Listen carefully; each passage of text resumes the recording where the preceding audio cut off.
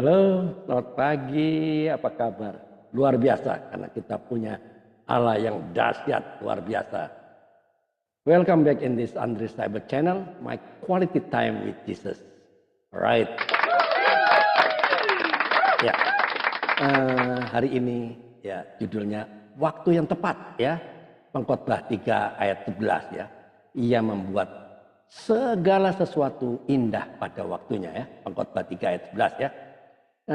Ada satu hal yang sangat dekat dengan hidup kita ya. Kita pun sering ya membicarakannya ya. Tapi kita tidak pernah benar-benar memahaminya.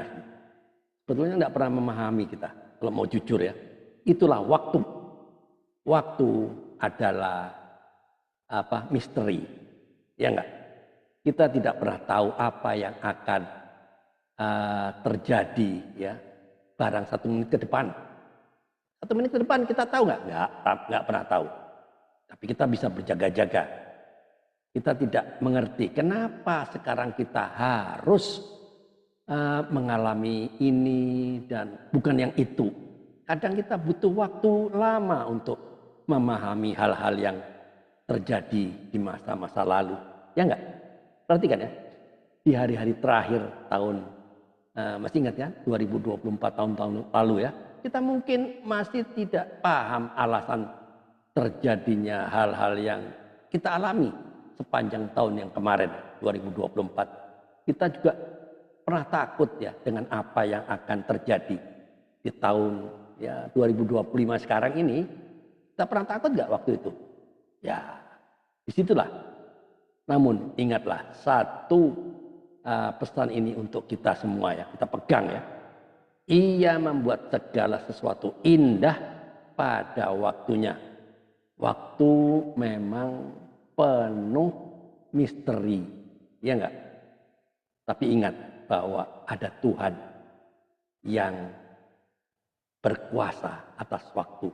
Dia berdaulat atas waktu dan apapun juga. Dan waktu Tuhan selalu tepat. Ya enggak? Coba lihat hidup Yusuf ya. Pernah baca kan di Alkitab kisah tentang Yusuf, dari anak yang dimanja dan menjadi pemimpin dari kakak-kakaknya ya.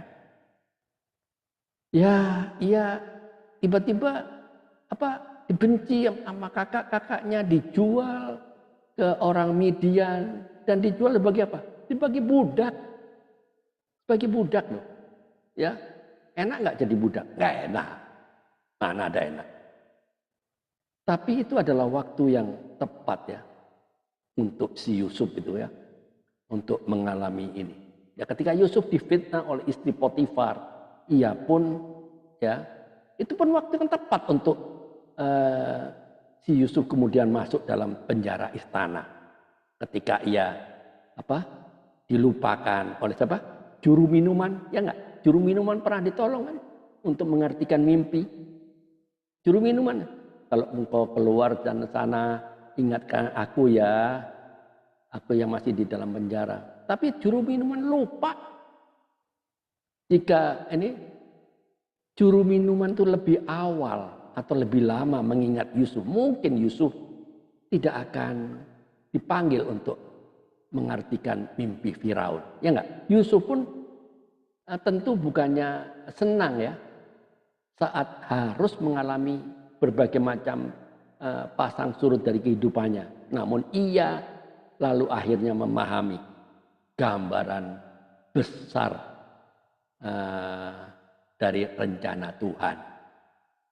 Itu pada akhirnya ya, Kejadian 50 ayat 20 ya, nanti baca ya. Kejadian 50 20 di situ lengkap ya.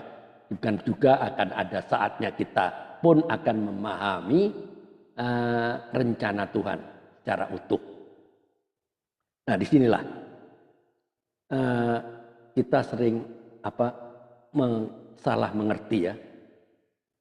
Hanya saja kita perlu bersabarlah dan tetap taat ya pada Dia yang menuntun kita.